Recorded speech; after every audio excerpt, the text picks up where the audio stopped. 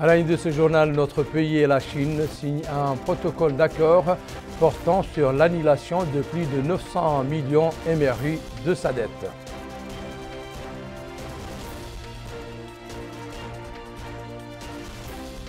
Le département de l'éducation organise à Agjuj des journées de réflexion sur la gestion pédagogique et administrative des ENI.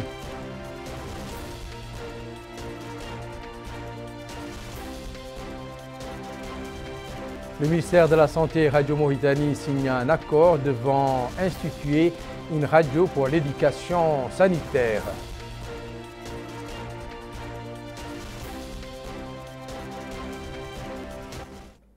Merci à vous tous et merci également d'être parmi nous pour vous prémunir de la Covid-19 et de vous vacciner et respecter les mesures barrières.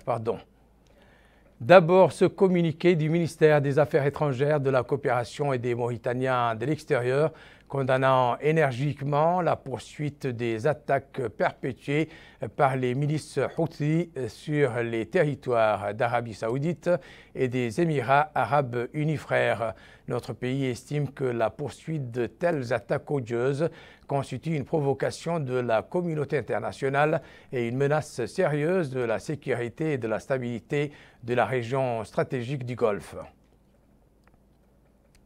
L'actualité parlementaire marquée ce mardi par l'adoption par l'Assemblée nationale d'une proposition relative à la révision de son règlement intérieur.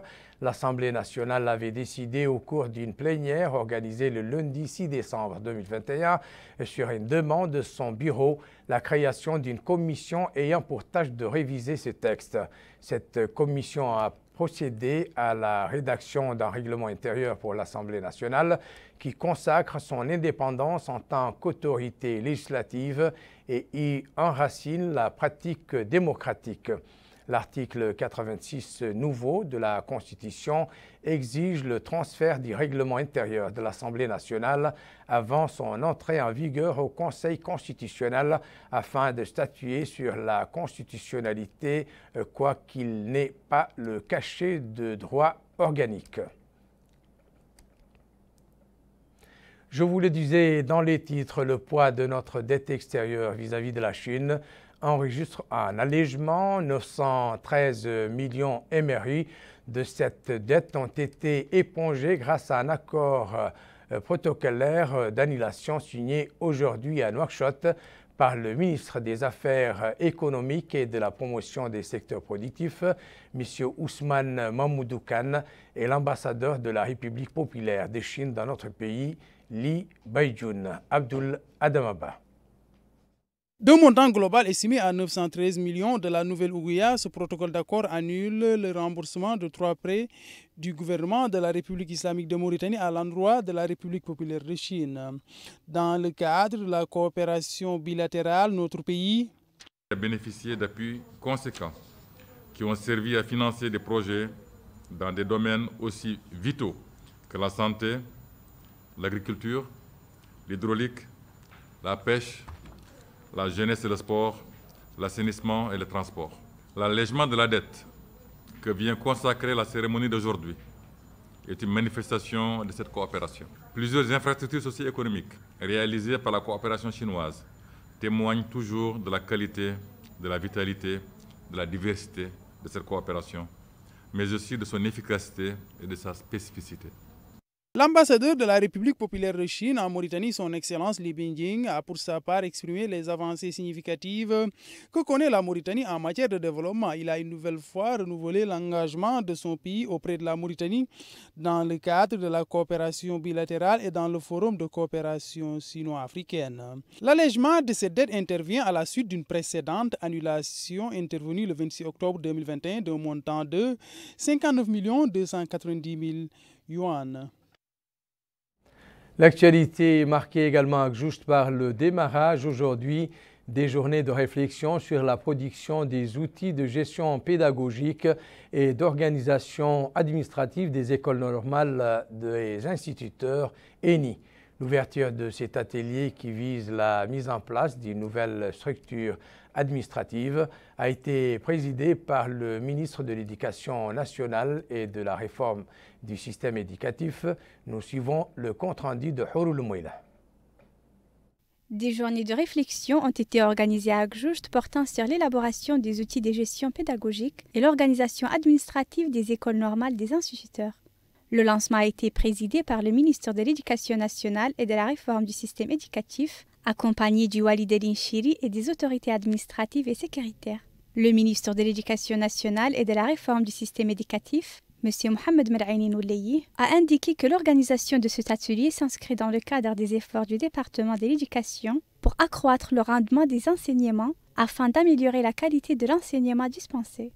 Cet atelier d'une semaine vise à mettre en place une nouvelle structure administrative des écoles normales des instituteurs, qui répond aux exigences des projets de gestion de ces établissements. Ici à Nouakchott, le département de la santé et Radio Mauritanie ont signé ce mardi un contrat de partenariat et de coopération portant sur la création d'une radio chargée de l'éducation sanitaire. Cette radio permettra d'élargir la grille des programmes éducatifs liés à la santé avec les différents partenaires dans le domaine. Mohamed Khatat. Il s'agit de la signature d'un accord de partenariat entre le ministère de la Santé et le réseau Radio Mauritanie pour la création de la radio éducation pour la santé en Mauritanie qui s'est déroulée sous le patronage du ministre de la Culture, de la Jeunesse, des Sports et des Relations avec le Parlement. La signature de cet accord a été paraphée par les secrétaires généraux des deux départements ministériels, ouvrant la voie à une radiodiffusion expérimentale qui durera 6 mois. Un partenariat donc qui a été dicté par la conjoncture sanitaire que vit le pays avec la vague actuelle de la pandémie de la Covid-19, mais aussi pour le rôle primordial que joue et a joué la radio Mauritanie dans la conscientisation des populations quant à la dangerosité de la pandémie. L'occasion pour le ministre de la Santé, M. Sidi Ould Zahav, de déclarer que cet événement est historique et d'une grande importance puisqu'il vient couronner les efforts conjoints fournis par le ministère de la Santé et la radio Mauritanie, dont le rôle était pionnier, dit-il, dans la lutte contre la Covid-19, associant tous les acteurs associatifs dans une campagne globale contre la Covid-19 et dont les résultats étaient satisfaisants autant sur la gestion de la crise sanitaire que son impact et la prise de conscience des populations sur cette pandémie planétaire.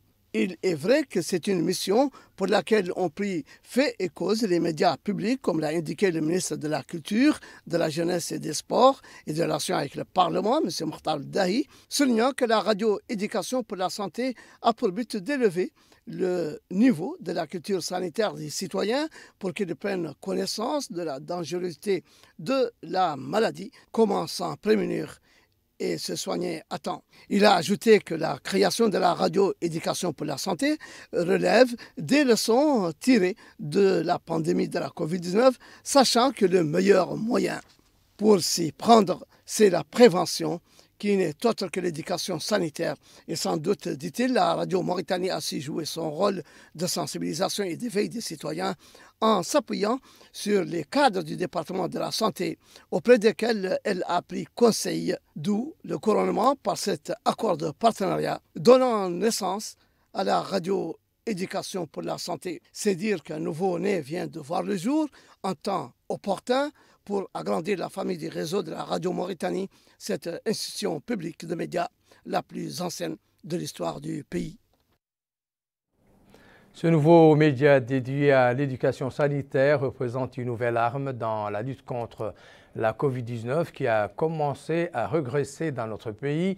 En atteste la baisse des cas d'infection désormais en deçà de la barre de 200.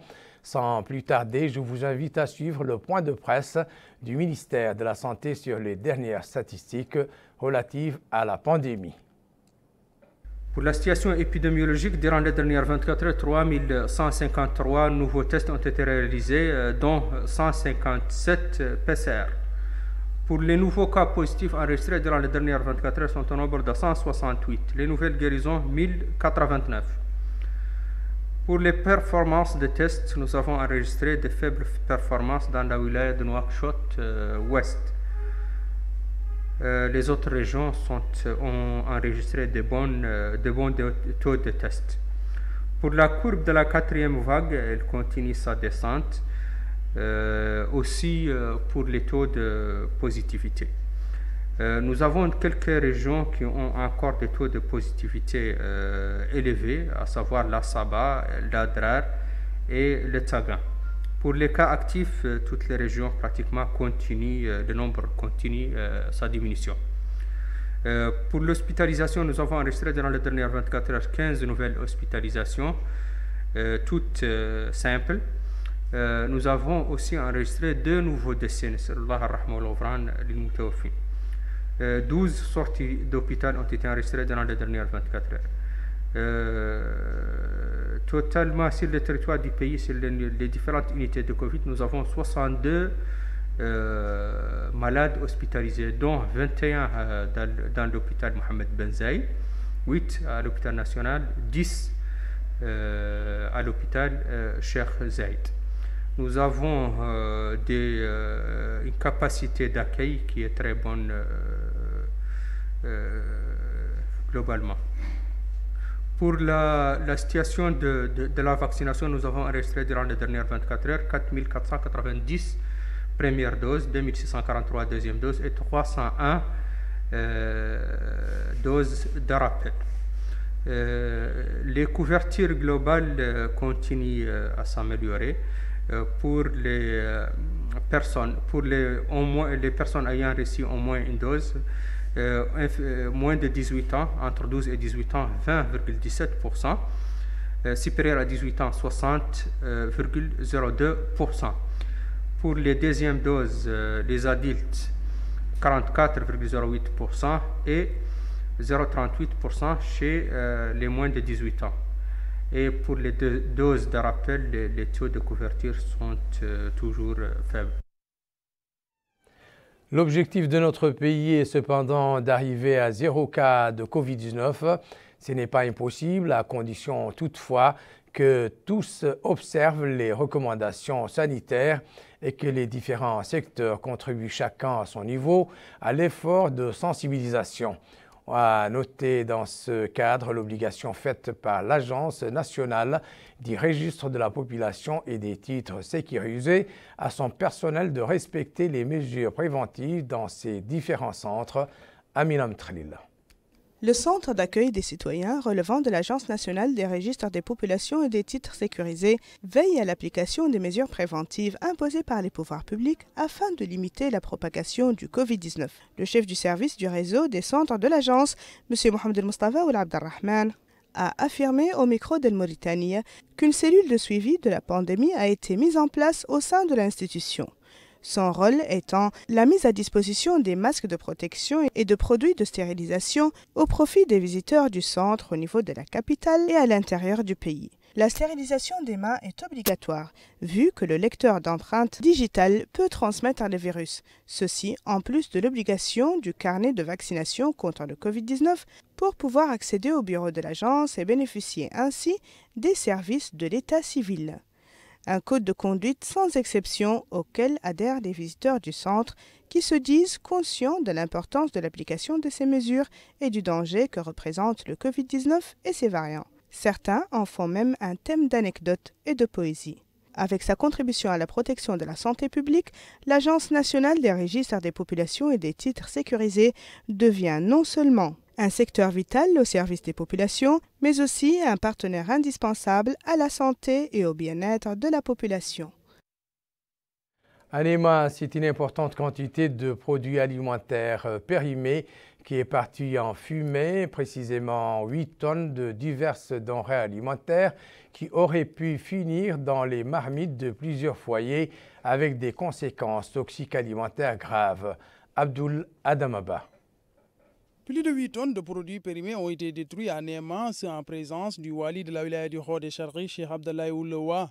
Cette intervention de la délégation régionale du commerce, de l'industrie, de l'artisanat et du tourisme rentre dans le cadre des efforts visant à protéger le consommateur. Ces produits ont été incinérés au sud de la ville de Néma.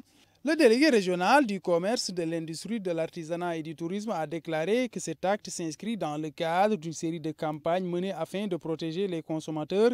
Il a aussi souligné que ces différents produits ont été saisis au sein du marché central de Néma et que cette opération est l'une des premières qu'ils ont eu à mener pour cette année.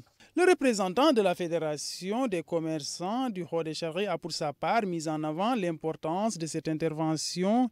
Il a aussi souligné que ces produits sont nocifs pour la santé des consommateurs, appelant les commerçants à coopérer avec les autorités compétentes dans ce cadre. On referme ce journal par la wilaya du Tirzimour, dont le chef-lieu de la Muqata'a de Vderik a abrité hier le démarrage de l'opération de plantation d'arbres le long de la principale avenue de la ville et dans l'aire du lycée. Le projet est financé par l'Union européenne au profit des organisations de la société civile dans la wilaya. Mohamed Khattab. C'est après avoir présenté son projet qui œuvre à la protection de l'environnement dans la ville de Vderik, relevant de la Muqata'a du Tirzimour, que l'association Mets ton empreinte a bénéficié d'un financement qui lui a été octroyé par l'ONG Africa 70. Prenant la parole à cette occasion, le Hakem Moussaïd de la Muqata'a de Vderik, M. Ahmedou Mohamed Khouya, a rappelé que la région connaît depuis plusieurs années des retards de pluie et que, connaissant l'importance de l'environnement et la nécessité de le préserver, il s'attend à ce que ce financement de l'association Mets ton empreinte aura de grandes répercussions positives sur l'environnement dans la Muqata'a et fera des émules. Il est à noter que le projet de protection de l'environnement comporte deux volets, à savoir l'implantation d'arbres dans la rue principale de la ville et des dizaines d'autres dans le lycée. C'est du moins ce qu'a déclaré le président de l'association Mets ton empreinte pour la sensibilisation culturelle et sportive, M. Isselkou Hmeyade, insistant sur la conjugaison des efforts de tous les citoyens de Vderik pour protéger l'environnement, précisant que leur objectif premier est d'embellir la ville pour que les populations y respirent un air propre et qu'il soit bon d'y vivre. La maire adjointe de la commune de Vderik, Mme Khadjatou Mtattayib, a quant à elle loué les efforts des jeunes de l'association Mets ton empreinte, rappelant l'importance de la sensibilisation sur la Covid-19. En marge de la cérémonie, le Hakem Moussaïd de Vderik a remis des vélos et des équipements sportifs aux lauréats des compétitions locales organisées tout récemment dans la wilaya. Le rappel à présent des principaux titres de cette édition.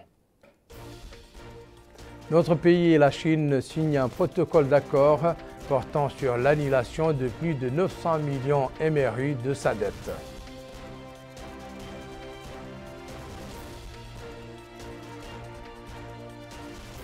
Le département de l'éducation organise à Agjuj des journées de réflexion sur la gestion pédagogique et administrative des ENI.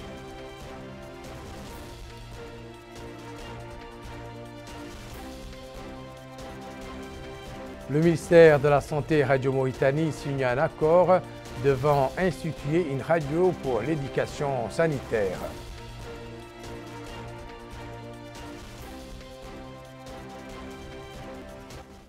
C'est la fin de cette édition. Merci pour votre attention. Excellent moment avec le reste des programmes d'Île Mauritania. Au revoir.